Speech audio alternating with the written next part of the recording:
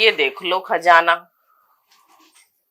Wow, हाय रे, कसम से कहता हूँ इसी खजाने पर तो मर मिटने को दिल चाह रहा था मेरा।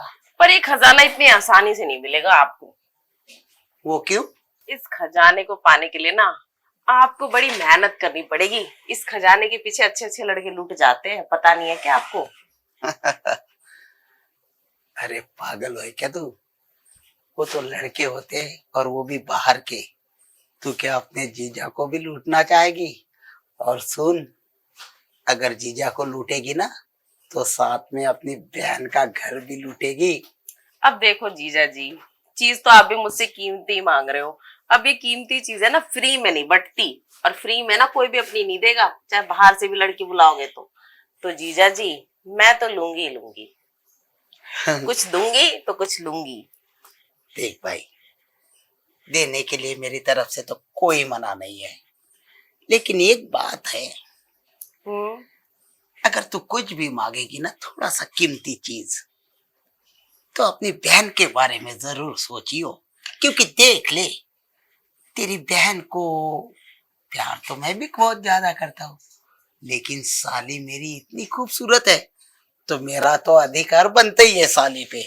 अगर मैं चाहूँ तो दहेज में तुझे भी मांग सकता था, लेकिन मैंने मांगा नहीं।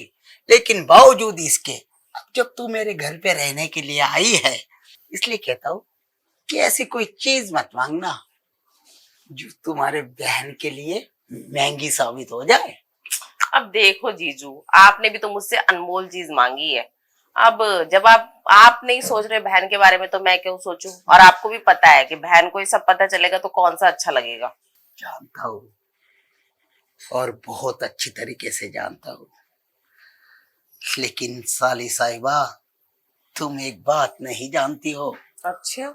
और वो ये है कि तुम्हारा गठीला बटन पाने के लिए अगर मुझे तुम्हारी बहन को भी बेचना पड़े ना तो मैं बेच दूंगा। अरे जीजा जी, बहन को बेचने की क्या जरूरत है? मेरा गठीला बदन पाने के लिए बस थोड़ी हरी पत्तियां तो खर्च करनी पड़ेगी। वही तो कह रहा हूँ साली साहिबा, वो हरी पत्तियां है ना तुम्हारे बहन को बेचने के बाद ही आएगी मेरे पास। इसलिए कहता हूँ, अगर तुम्हारा गठिया बदन मुझे देना चाहती हो ना, या तो अपनी बहन का सौदा में फटाफट कराओ, या फिर तुम मुझ पर मेहरबान होकर वैसे देखो। मतलब मैं आपको अपना गठीला बदन नहीं दूंगी तो अपनी भी बहन को बेच दोगे? और क्या, देख, तेरी बहन की सारी गठिया है ना वो अंदर चली गई है। अब जब सारी अंदर चली जाती है ना गठिया, तो फिर मजा नहीं आता है। अच्छा, ये बात है। ठीक है जीजू, अब जब आप इतना ही कह रहे हो तो मेरे को तो मजबूरी कर दिया आपने। हाय रे, तेरी मजबूरी पे सच के जावा। अरे दिलो जान फिदा है तेरी मजबूरी पे। अरे मैं फिदा हूँ तेरी मजबूरी पे। अरे शर्म है मेरी इस दौलत पे तेरी मजबूरी पे। अरे मैं तो कहता हूँ कि सारा का सारा जमाना फिदा है तेरी मजबूरी पे।